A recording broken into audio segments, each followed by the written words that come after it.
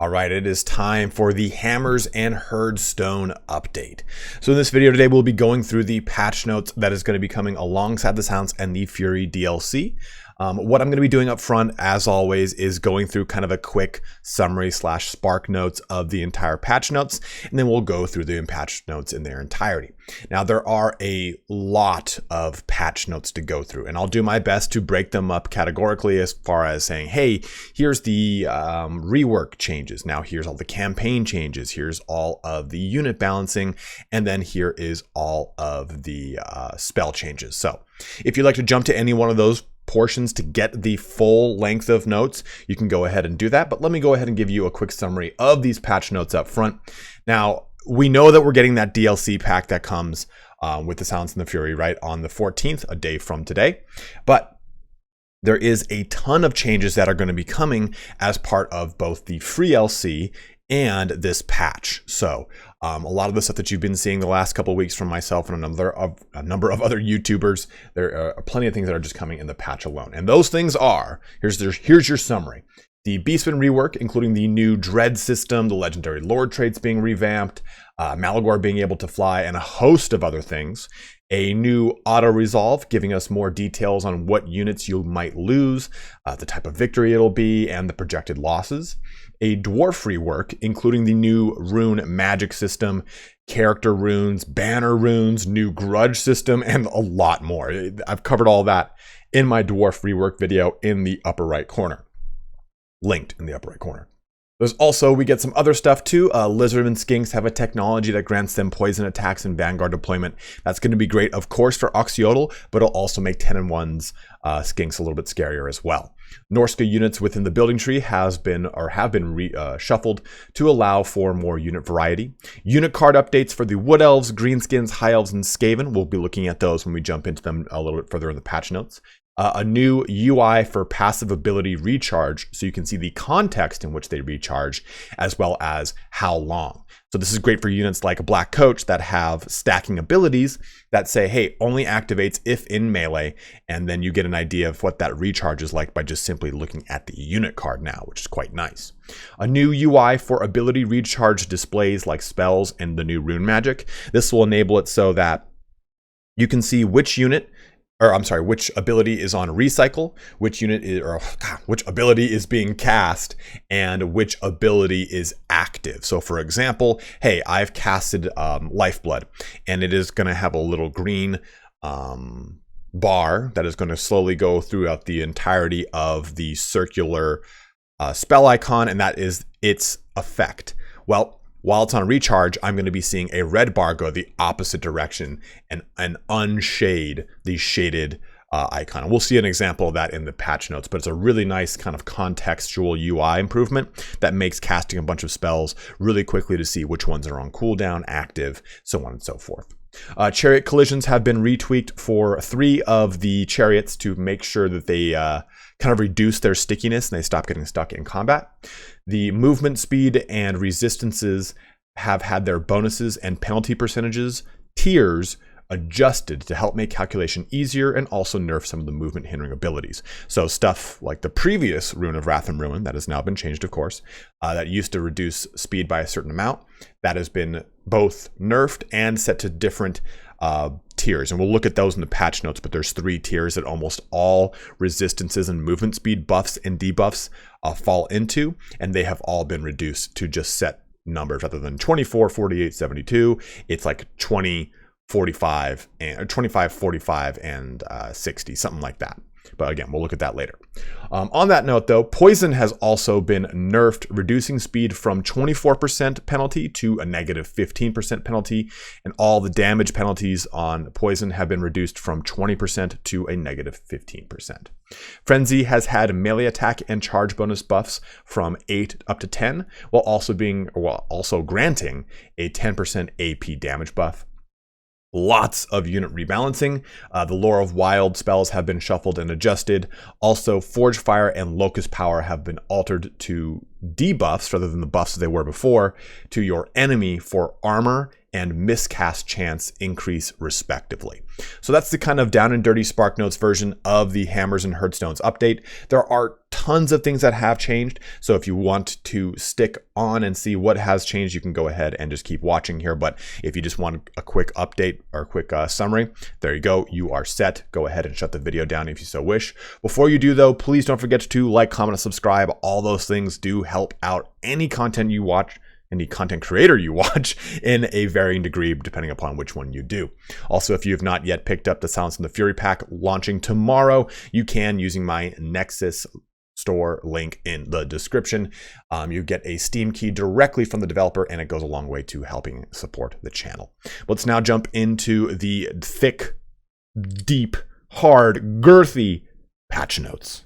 And there is a lot to go over. So let's just kind of scrub through this. Now you can see here, this is just one giant picture. So I cannot, unfortunately, highlight things like I used to, but thank you very much to Creative Assembly for sending this out to myself and all the other content creators ahead of time. So I can cover this, not the day of, in a frantic fury or flurry. Now, again, remember, this is a update alongside the Silence and the Fury, and the Silence and the Fury, which will bring us Taurox and Oxyotl. But this free LC that will also be launching aside is the Great Bray Shaman, the Ogre Mercenaries via Total War Access, and then Thoric Ironbrow via Steam. Taurox and Oxyotl will be a part of your campaign as AI. So that's kind of interesting. You know, even if you haven't purchased the Silence and Fury, the Taurox and Oxyotl and their attendant factions will appear in your campaigns under AI control. So they'll still be there. So also too, a nice little thing, if you are looking to finish a campaign that you had maybe just started or something like that, the patch notes give you an idea on how to roll back your version to the previous version of the game if you want to just complete your campaign and then start in on the Silence and the Fury. That's quite a nice QOL that's been offered to us here. You just go to Total War Warhammer 2, right click, select properties, go to Betas tab, and then select Warhammer 1.11.1. And you can go ahead and just stay on the previous version or roll back, whichever you want. Also too, I do want to give just a little bit of time here to these two sections as they're pretty awesome. So the first one here is In Loving Memory. We want to highlight that this patch is dedicated to the memory of Kevin Lloyd, a QA functionality tester. He will be immortalized in-game with a starting hero for the Vampire Counts Sylvania faction, named Kevon Lloydstein, with some special traits that represent the man himself. This dedication comes from his family. For Kevin, a loving husband, father, son, and brother, you will always remember how you followed your dreams in life and work, your passion for games and Warhammer. So happy you found your place. You will be forever missed. To Kevin. So just a nice and loving memory there. And a shout out to the modders here, because a lot of people have said, hey, you know, some of these things that are being added, they already exist. We've already had them. They are mods. And Creative Assembly was, you know, pretty wise to say, hey, shout out, because you guys created this ahead of time and it helped us to create those features in the game. We get Dwarf Rune Crafting from Drunk Flamingo, Vandy, Zombie Flanders, Mace, Commissar, the Alrazka, and then the Dwarf Grudge Rework, Skink Oracle, and Troglodon, so on and so forth. So a nice shout out to the modders that have created a lot of the things that we already have in the game now, and then to those that are maybe have smaller mods that fix things here and there. You kind of have this at the bottom here. Not too many to call out, but our love and respect goes out to you all the same. So a great little shout out there to both the community and to a great member of the QA team. So moving into the Beastmen Rework, we get a lot of stuff, and I do have a Beastmen Rework guide coming out as well, so you can see all this brought into the flesh. But the first thing is the rewards of Dread. Now, Dreads, the Beastmen as a whole, they will be replacing their standard kind of recruitment and income kind of, or not, sorry, not income, but upkeep that we typically get with almost every other faction. They'll fall in line more with the Tomb Kings now. But you don't have a recruitment cost or an upkeep cost. You now have to worry about unit caps. Well, your rewards of Dread can help you unlock other legendary lords. It can help you increase your unit caps. It can help you upgrade your Herdstones. You can upgrade all of your other armies that are being built, so they start at a higher tier. You've got so many nice attributes applied to the rewards of Dread, other items you can unlock. So it's a nice new system that they brought into the game to help kind of bolster playing as a Beastman gives a lot of fun flavor. In addition to, we get the blood grounds, which are erected around the herdstones that you put in locations that you conquer. Conquer location, you raise a herdstone, the adjoining regions become blood grounds. And as you destroy each settlement in these blood grounds, you then contribute towards an overall ritual. Then that is the Ritual of Ruin. And as you do this Ritual of Ruin, it will then unlock your Marks of Ruination, which you then use to progress your campaign. As you progress your campaign, you can unlock other units to recruit. So there is a nice progression to the Beastmen campaign now. They've really fixed, you know what? I won't say fixed, but they've really overhauled the Horde army experience. It feels way less restrictive, even though it is extremely restrictive because you're barred on which units you can recruit. But still, it feels a lot more fluid. I don't feel like I'm like, oh man, I'm really hindered here. This is crap. Well, if I'm playing the game right, the Rewards of Dread, I can make it so that my other lords, they still get their upgraded Horde encampments. And also, remember, the Horde kind of had a rework back with Nakai. So if your legendary lord dies, he retains all of his encampment unlocks. So that's still great. You know, it keeps the Horde moving well enough in conjunction with the previous Horde kind of tweaks we've had before. Also, with those with the Ritual of Ruin, it makes it so the blood ground cannot be any settlement that was destroyed in that blood ground cannot be resettled until the Herdstone is destroyed. Because one of the problems with the Beastmen campaign prior to this was that you destroy these locations and then people would just settle them and it would create a power vacuum. That is not the case anymore. It is much better, much more of a tight campaign.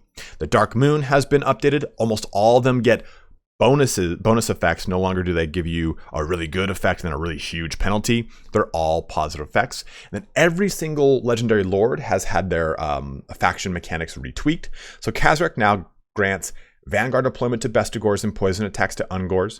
Malgor now uses a hybrid lore of magic, and it is bomb. He gets access to like 4 lores of magic and their respective lore attributes. And has a greatly increased movement range in Beast Path stance. Morgher now grants additional buffs to Chaos Spawn, including the ability to hand them powerful banners. He now also applies attrition to nearby enemy forces while raiding. He gets a special raid stance, just like Tarox does. Oh, and Malgor can also fly. Now, for the Dwarf Rework here, we have a lot of things that have been added in as well. We get a new grudge system that has been added, and it's a way less clunky one. You get Wandering Slayers that will join your army as they join in the Regiments of Renown pool as they join that Regiments of Renown pool, you can recruit them. They won't join your army directly. And the actual grudge bar progresses up nicely, giving you bonuses or penalties depending upon where you are in your grudges. You also have legendary grudges for each one of the legendary lords that will grant you a number of character runes that you can then use. Of course, too, there is the new character rune system, we'll get to in just a little second here. But there's new post-battle options, and it depends upon who you're fighting. You've got 3 options: victory versus dwarf, versus a hated race, or a not-so-hated race. So against a dwarf, you can ransom captives, ransom prisoners for oath gold, drink to victory. It gives you a province buff to both public order and to growth, and then take on captives for some replenishment. Victory versus a hated race for like the greenskins, Skaven, vampire counts, and chaos, etc. Execute and loot gives you some oath gold. Drink to victory gives you a province buff. Then also victory versus not so hated races, humans, elves, gives you ransom captives, ransom prisoners for oath gold, and then drink to victory province buff. So a nice little thematic change to the post-battle options. Gives you a lot of really great ways to get oath gold, which you'll be using tons of to create your character and your banner runes, which we'll get into just a second here. But also all the legendary lords have been tweaked as well. Thorgrim mainly the most here. So take a look at this. So as High King of the Dwarfs, all Thorgrim's provincial commandments are now more powerful. Thorgrim also gains additional bonuses from settling grudges with 4 unique follow-up incidents for all grudge missions. Tribute from the craft guilds gives you gold. Tribute from the Thanes, oath gold and diplomatic bonuses with dwarf factions. Tribute from the brewers, faction-wide public order and growth. And then lastly, tribute from the Slayers. More Wandering Slayers added to the Regiments of Renown pool. So very, very nice there. Also, his Lord effects have changed. Bonus physical resistance and Guardian effect for Hammerers, which is lovely. Orgrim now begins play with a Master Engineer hero, which has been changed a bit too, which we'll get into. Grombrindal now also begins with the Master Engineer hero, and then the Thanes have 3 new skills, and one will gate out the other 2. So Keeper of the Gate will give Guardian effect for the Thane itself, also give Vigor Loss Reduction for Hammerers. Ironbeard will give bonus fire resistance, imbues Flammable effect, and then bonus ammo for Ironbreakers and Iron Drakes. Then lastly, Wanderer gives Vanguard and stock effects for the self, and grants Snipe to Rangers, which is just juicy. I love that. Now into the engineer skill has been reworked, allowing you to specialize a character as a long-range sniper or a close-quarters shotgun-wielding bruiser, which is, I believe, what it was originally intended to be, but it never really came off that way. So a nice little revamp there. Runesmiths as well have been changed because they now have Rune Magic, which is later in this section. I'm sorry, later in this video. But they also now give a embedded army action of either harden armor or sharpen weapons, which you can imagine what either one of those do. Then we get the new rune crafting, which I mentioned before. So we now get the 2 new types of runes, character runes and banner runes. Every single hero and lord has 3 character rune slots that they can add either a generic character rune or a master character rune to. And you can stack them from what I understand. From what I remember testing at least, and then banner runes, which are just one rune that you can drop on individual units. So for example, it's just like, say, the banner of, man, I can't even think of one on top of my head, but any of the banners in the game, it's the same thing. It's just a rune to fit the theme of the dwarfs and something that you actually had on tabletop. So it's a really awesome thematic upgrade. It makes individual lords and characters feel a lot more alive because you do have these character and banner runes that you can craft and add on to them. You can do these grudges to get these character runes as well. I really love it. And some of the new banner runes are stuff like, hey, it makes all missiles anti-large and they home in on their target for artillery pieces. So you get a lot of really cool themes added into some of these banner runes. They're not just simply generic unit buffs. They really can change the way a unit operates on the battlefield. It's really huge. Then also the new rune magic, which is awesome. It is not a typical lore of magic, but it is very similar to one. You have the same amount of abilities, but it has a whole entire casting system that is a little bit different. You can choose between using a standard version of a spell or rune, or a master crafted version, which is essentially overcasting that rune. We'll jump into that later when we jump into the actual spell changes. Now for some campaign changes, we have some stuff for the Beastmen. They're fleet-footed, remove trait from Lord and Hero trait generation. Nurgle's Foul Stink has had its enemy leadership changed from -5 to -4. I thought I said bronze. Booze Cravings, previously -10% upkeep for Centigores and 3 recruitment rank for Centigores, now passive Rowdy and a +4 leadership. Dwarf's technology tree has changed significantly with a lot of things moving around here. Buildings as a whole have been completely changed for the dwarfs because they have removed a lot of the requirements for making units. This is huge. It used to be if you wanted to create almost anything in the roster that wasn't a dwarf warrior or a miner, you needed the armory. Now, the only unit that has a requirement is the ranger, and you just need to make a tavern. It's a great way to play dwarfs now because it's so much more unlocked and you have a lot of unit variety available to you at the very early portions of the game.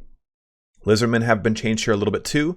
Skink units now have the quick learner trait, reducing the amount of experience required for them to gain ranks, which is just disgusting if you're playing Oxyotl. They can get so strong so fast. Also, a new technology that grants skink units poison attacks in Vanguard. Also, several building chain changes, secondary building requirements removed from several units.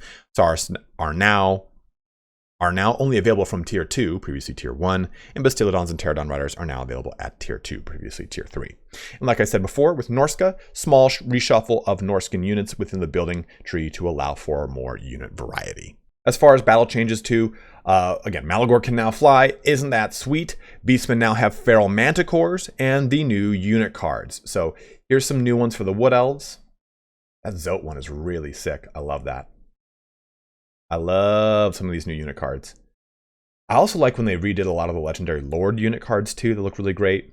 Damn, I didn't see so these are the ones for what's his name? For Eltharion. These are the ones that you probably just see in a normal high elf campaign. But these are Eltharion's unit cards that were redone, and they look great. They look so good. And even the dwarf, not dwarf rangers. Good lord, the high elf rangers. They look great here. The new Arcane Phoenix. I really like these. You know, I do wish though that the White Lion model had gotten an update and they didn't look so cracked out. But you can see the new Greenskins one here as well, ones here as well, and then the new Skaven one. So those are just the new unit cards. A lot of people are asking about them. They are now there. Now for the passive ability recharge display, as you can see, it will say will recharge if engaged in melee, recharges in 10 seconds. So now if you have units that have these abilities, it's going to show you stuff like this. Just like, say for example, hey, the new Gorgon has to be in combat to get Gore Feast, which will give it regenerate its health, and it'll happen at this interval. Or hey, the Hydra, so on and so forth. It will now get this nice context clue to give you an idea of how to use the ability properly versus reading the tooltip and kind of trying to diffuse the weird syntax in which those tooltips are typically displayed to the player. Like the first time I ever reading those tooltips, I'm like, what the hell does this mean? Disabled if, what the hell? At least this way, you have a good idea of when it's going to be kicking on, what its recharge rate is, and so on and so forth. Now for the ability active and recharge display radials, you can see right here. So you will use this little blurb here to kind of go through what this says. But the too long didn't read of it is green ring on ability icon equals ability is active. Red ring on ability icon is ability is recharging. When an ability is recharging, it will now have a red ring around the icon and the shaded radial display on the button gradually unfills. Right here, you can see that kind of gradually unfilling. This shaded radial and icon ring color behavior is now also true for passive abilities that are currently in effect or recharging as well. Our aim was to enable players to quickly tell what abilities are currently active and what is currently recharging, even if they were reading it from a static screenshot of the game. Achieving this before was a lot trickier, but now the interaction is easier to follow. So a nice little improvement here, like I said, especially from just a screenshot. Okay, I know that this ability is going off. I know this one's on recharge. It's quite nice. This one as well is on recharge. So it's nice to be able to get those nice big context clues right up front. Also, there's this change to precursor missile weapons. So basically, if a unit like the new Chameleon Stalkers can use a ranged missile attack, you can set it to fire at will, and it will basically use them immediately, or you can have it disabled. And basically, it's saying to you, hey, you can use this as a defensive option, and the unit will respond in kind if you turn on fire at will, or you can have it just disabled, and it will kind of use this as you see fit. So you can kind of tool with these. But it does say here, although this only applies to the Chameleon Stalkers unit right now, we thought it would be worth mentioning that the interactions are, since it is a type of missile weapon that has existed for a while in the database. So maybe that's going to apply to something else in Warhammer 3? Who knows? I mean, maybe the Streltsy will have something like the precursor missile weapon ability on them. Maybe something in the Cathay roster, which we have no idea about. Other stuff from the Ogre roster. Like, I wonder how this is really going to apply to things, because it says this only applies to the Chameleon Stalker unit right now. So, food for thought. The chariot collisions, like I said, have been changed on the Tuskor, Razorgore, and Orkbore chariots. And just to go down here, I'll say the collision on the articulation point, because it was saying there's 3 points of contact on a chariot. The draft animals, the articulation point, basically the connection point between the chariot and those animals, and then the actual cart itself. So the collision on the articulation point, that connecting point, has now been reconfigured to an appropriate size, which has significantly increased to collision attack performance and lessened the stickiness of these chariots, Razorgores in particular. So you use those chariots, this is going to apply to you.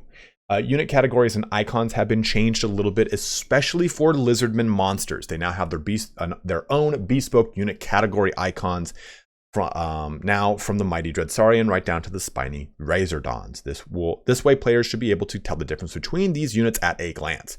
Manticores also get this. So now we're into the spells and abilities for movement speed and resistances. So what they're saying here is, prior to this patch, for movement speed, you had 3 tiers that almost every ability would fall into. Either a penalty or bonus of 24, 48, or 72%. This has been changed to 25, 45, and 60%. This affects both positive and negative changes. Again, this is essentially trying to make sure that For speed especially a buff to make sure that the unit actually can do that speed animation wise, but also it's meant to kind of make it easier to compute on the fly. Like 72% is kind of an abstract number, although it's a little bit higher, a little bit lower than 3/4. So I don't know. Either way, it's meant mainly to, I think, to nerf the movement hindering effects, which were pretty strong in the game. So 72 down to 60% is a severe balancing tweak to abilities that previously felt too punishing. Now for resistances, again, very same thing. It was 22, 44, and 66. It is now 20, 40, 60. Pretty cut and dry. But that covers a lot of the combat changes in the game. Let's move into some unit balancing. And since this video has become so dense already, I used to go through this one at a time, but we'll quickly kind of brush through some stuff. Some of the bigger ones, and I think Beastmen and Lizardmen and Dwarfs deserve the most time on here because they've gotten quite a lot of tweaks.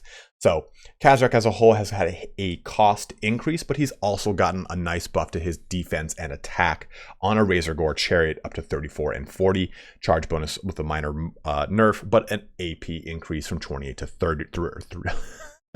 280 to 300, not 28 to 30, but also an anti-infantry increase by 2 as well. Same thing with the Beast Lord and Razor Gore Chariot, very similar proportions here, 20 to 32, 32 to 38, 95 down to 90, 28 to 25, a little bit of a debuff there, and then cost increased by a minor 50. Malagor 2 has had his cost almost doubled from 600 to 1,000. Mass increase though from 800 to 1,200. Can fly. And spell lore changed from Lore of Wild to a mixed lore with the following spells: Enfeebling Foe, Flock of Doom, Penumbral Pendulum, Penumbral Pendulum, Doom and Darkness, Mantle of Gork, and Savage Dominion. If you're in campaign, you can see where these all pull from as far as their respective lore. You have access to all of those lore attributes in campaign. So that's just disgusting. Morgur has had his mass increase from 800 to 1,200, and then the Brave Shaman on a Razor Gore Chariot has had the same exact kind of retooling that Khazrak and the Beast Lord have. Moving into the Gore Bulls here, their leadership has been increased by 10, their charge reduced by 4, their melee attack decreased by 2, and mass increased significantly, which is it was so needed, by 700, so they're less of a ping pong around the table. They'll actually kind of stay a little bit more in line with stuff to represent their new Doom Bull counterpart, which cannot be ping ponged as easily. Razor Gore Chariot again has matched its previous buffs over here with the other things with the Beast Lord and Khazrak. Minotaurs have gotten the same treatment as the Gore Bull, same thing with the Shield Great Weapon variant, as well as the Butchers of Kalkengard. And then the Manicore can now be recruited like other units, no longer only summoned via Lore of Beasts for Beastmen. Cygor's cost has been reduced by 50, and its hit points have been reduced almost by a full 1,000 ultra unit size. Eyes of Morrisleib, again, this applies to the ultra unit size as well, with a full about 1,000 reduction in its hit points, but also a decrease in cost of 50. Chaos Warhammer with Poison by 25, and then the Destroyers of Drakewald have had a 25-point cost reduction as well. Returnia has gotten some other little tweaks here with its melee attack on Battle Pilgrims and AP damage, decreasing both of those by 2 and 1 respectively. Same thing with the Holy Wardens of La Moisenthal, down from 41 to 38, Grail Relic from 24 to 22, and then Blessed Treb from defense from 5 to 6. A little bit of a buff there. Dark Elves have had quite a bit of retooling for their lords and heroes, mainly into the Witch Elves and Hellebron, as you can see. All the variations thus of, too, with the Death Hack and the Hellebron. Getting a 50-point cost reduction, dude. Gonna save on those fish tacos down in San Diego, my guy. But looking further down, you can see the Chill of Sontar has gotten a 50-point reduction as well. Some other retooling to all of the Hydras that match into the Charybdis too. Sisters of Slaughter and Ravagers of Rakarth also getting a little bit of a tooling on their points. Melee attack and defense for the Sisters of Slaughter here. Dwarfs, though, let's look at them because they've gotten quite a little bit. Thorgrim can now hide in the forest because he's a giant dwarf, so why wouldn't he? He's very small as it is. Mass increase from 900 to 2,500, which is lovely.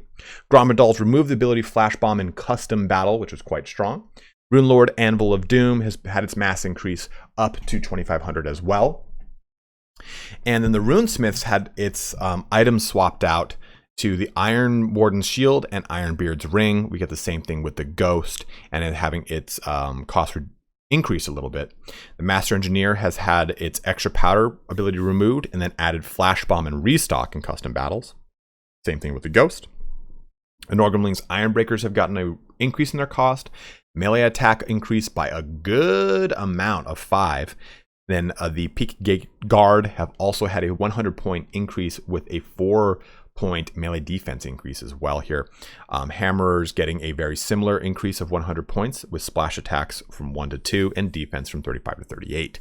Ironbreakers jumping up here by 50 points. Melee attack again also by 4.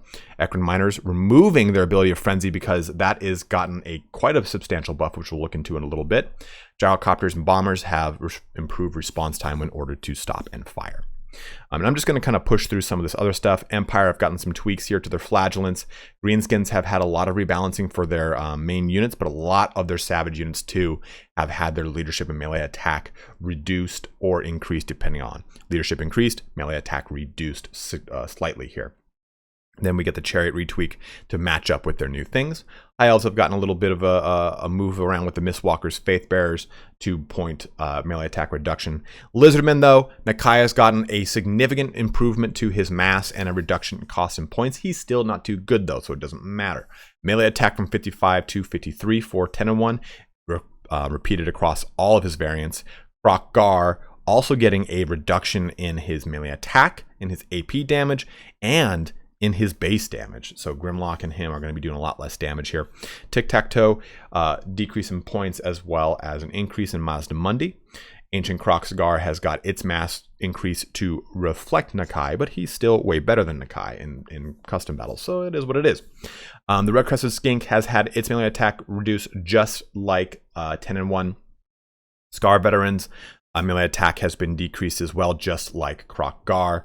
King Chief has had a reduction in or increase in cost by 50.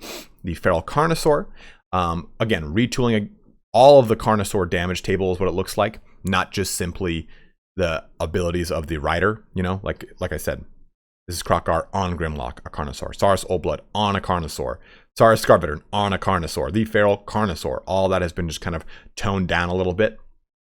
The Ripper Dactyls have also been toned down a little bit with their melee attack, AP, bonus versus infantry being increased by 5, but their cost as well being reduced by 50. So a little less drop in their attack, a little bit of a reduction in their AP damage. And I apologize, my allergies are running haywire today.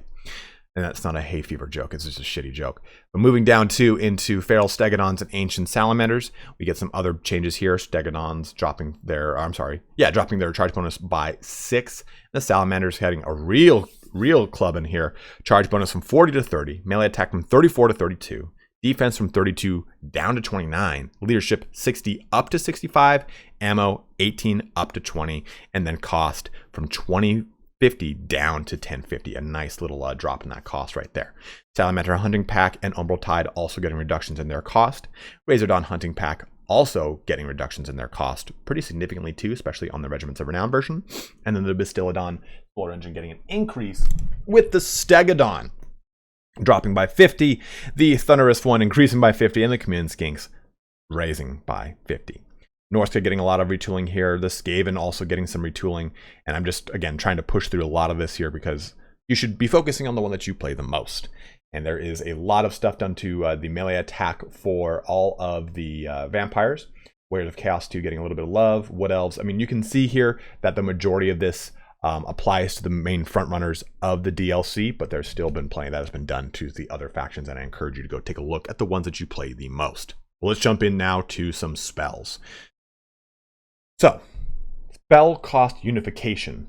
Now, all spells have a universal cost table. All spell lore passives cost 100, commons 100, uncommon 150, rare 200. So, nice universal across the whole way. Spell miscast explosion unification. That damage is 288 or AP damage 300 and AP damage 300. So now, again, it is just universal. It's way easier to, it's just dependable numbers that you know what's going to happen. The runic magic system now that has been added into the game is different than our standard rune or standard magic system. You can see this in the Dwarf Rework video I've talked about before in the upper right corner, but you can see here that there is no Winds of Magic. You use an ability and then it locks out all the abilities for a set amount of time, depending on whether you used a base rune or a overcasted rune. If you use an overcasted rune, it has a longer lockout for the rest of the runes, and it will then infer a longer lockout on that specific rune. So, for example, does it give the actual numbers on here? No, it doesn't. Let's just hogswoggle. So, for example, if I use one of the new runes, Rune of Breaking, and I cast it, it'll have, I think it's a 90-second lockout on all the runes and then a 60-second lockout on that specific rune. If I overcast it, it doubles the time on the lockout to, I think, 180 on all the runes and then 120 on the specific rune. And I know those numbers are a little wrong, but just to give you a little bit of an idea of how this works, it's going to lock out all the runes from you to use on that one character. So if you have 5 runesmiths, or, you know, in this example, 6 runesmiths, you can cast one of each rune from each runesmith, but then they will all be locked out from casting any other runes for a certain amount of time. But if you want to just have all 6 of those runesmiths cast this rune, they can. It does not, that lockout is not a universal lockout for the whole map. It's that one specific character. And you can overcast it to do a master rune of, which is quite nice. Some other changes here to spells like Burning Head has had its damage reduced on both its base cast and its upgraded version. Vindictive Glare has had a little bit of an upgrade here. AP missile damage from 25 to 65. Base missile from 65 down to 25, so more of an AP hit. Projectile number from 10 to 5, so less of an actual amount of magic missiles. Explosive AP damage from 25 to 55, and explosive missile base damage 55 to 25. Mana cost down from 8 to 7. Lore of Death has had some other retweaking, same thing with Lore of Shadows, but Lore of Wild is the big focus here because it has had a completely revamped change. So Bestial Surge charge bonus has been changed from 18 to 15%. But let's look at Devolve here. I apologize, guys. Again, these allergies suck. The rarity from uncommon to common, and Devolve's cost has been changed from 11 to 4, which is awesome. In campaign, you can get it down to 2 if you want. The duration is now for 20 seconds, recharge time 30 seconds, changed from an AoE to a single target, and it reduces melee attack by 24. And speed by 25, as well as charge speed. A much better ability. I like it way more now. Also, its upgraded, Its upgraded ability has also changed too, and that is going to be reflected into Vile Tide, which will also get a bit of a change here from common to uncommon. So cost from 7 to 9, and range from 200 down to 100, but does explosive damage from 15 to 20. And if you overcast it, does AP damage from 7 now up to 10. Tritterkin's mana cost reduction has been down to 11, as well as its its overcast from 20 to 18, and speed from 48 to 25. So a bit of a nerf there, but also easier to cast. Mantle of Gork can now have an upgraded version, so an overcasted version that you can cast, as well as having its mana cost reduced and duration time reduced a little bit as well. But a nice change to Lore of Wild. Feels a little bit stronger in the earlier portions of the game. Vile Tide and Devolve have become a lot better use case in that lore as well, especially as you will see that reflected in your upcoming Beastmen campaign. Lore of Beasts 2 has had a huge retweaking with its duration, with Wyson's wild form and base weapon damage and AP damage being swapped around a little bit. Less base weapon, more AP now. Pan's Impenetrable Pelt will also last for longer. It will not grant you speed anymore, but it will give you melee defense, which is lovely.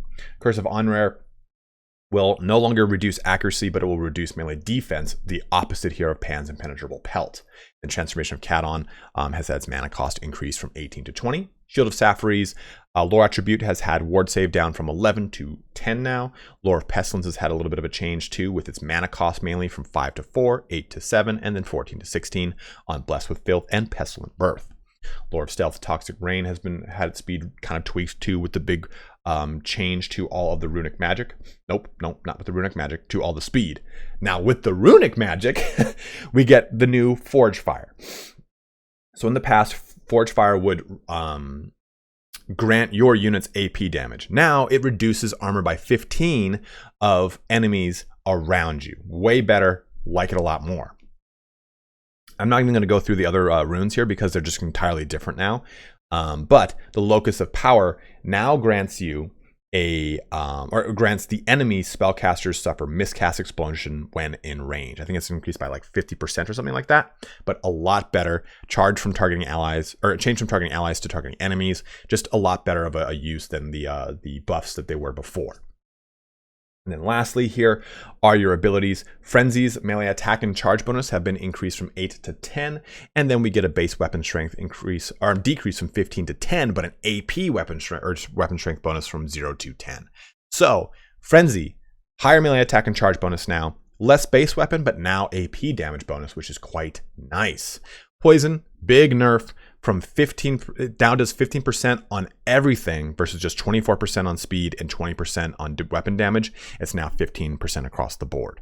Again, it seems that the big theme for this patch was making a lot of abstract numbers all just fit into a universal plane that makes it easier to understand on the fly. All right, poison. Okay, everything's reduced by 15%. Okay, uncommon, common, or rare spell. Well, it's got these set price points. Like, it just kind of makes things a little bit more streamlined, I think, rather than arbitrary point cost decreases for certain things across the board based off of their, weirdly projected importance. So I like this a lot more. A ton of other things here. Deadly Onslaught charge bonus has been increased by 4% and cost reduced by 8%.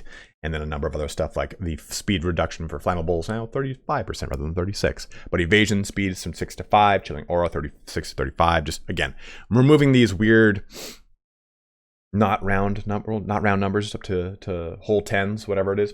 Or protection ward save 12 to 10%, so on and so forth. Beastmen 2 have had a lot of change to stuff with their Blood Greed, which gives now melee attack and charge bonus, and it only activates when you're in melee, which is quite nice. Slaughterous Call has changed a little bit here as well. Strength of the Land condensed 4 abilities to 1, single version based off of version 3. Missile resistance 0 to 5. Horn of the Fire Beast, charge bonus 18 to 20%. So lots of other changes here too with the formations for Bretonnia. Again, just really rounding up a lot of their charge bonuses and speeds. Nothing crazy here. The Dark Elves, again, a lot of the same stuff, just kind of helping to put things at square numbers, as it were. Dwarfs have had a lot of stuff to change with their runes, especially stuff like Flash Bomb, so on and so forth. The list just keeps going. Like I said, this is a huge patch, so please check out on the factions that you play the most to make sure that you are seeing all the benefits that your new faction now gets, or maybe all the new nerfs that your faction now gets. And what I've liked too about these patch notes is that they are actually categorized by those individual things, individual factions, because there's been a number of bug fixes for battle and campaign, and unfortunately I am not on top of a lot of the bigger ones that have happened. So if you are experiencing a number of bugs, so there is a big bug right now that I just am unfortunately not aware of, please check out these patch notes. I will link them in the description. Right now I do not have that link, so it might be a little bit late to me putting it up there. So as soon as it goes live, I will slap it up. But this has been your very detailed jump through all the patch notes, and I'm sorry for glossing over certain portions of it. It just felt like I was kind of rambling at one point, going through every little tiny thing, because there's been just so many changes that have happened in this patch. And who knows, this might be our last patch until Total War Warhammer 3 comes out. I'd like to hope that there is another one coming before 3's arrival, just to maybe tweak a couple things before that time, or whatever it is. But go ahead and let me know in the comment section below what you're most excited for with the new DLC, the Silence and the Fury. Some of this new FLC stuff that's coming your way, some of these retweaks, or if you think too, like, hey, this is the last patch, that's why it's got to be a big one. Why they're going out with a bang, all that kind of fun action. I will say that they have fixed what I thought was a feature, that when you're, I think I can find it on here, maybe it's in battle. Whenever your Wood Elf caster dies, they become bald. Well, I thought that was a feature. I mean, why would you not want anyone to be bald? I'm bald. It's great. It's a lovely ability. So I guess that's a bug, and that's been fixed. So if you had a problem with it, well, then it's fixed now. But as always, guys, thank you so much for watching here today. Again, don't forget to like, comment, subscribe, all that fun action. But have a good one, and take care.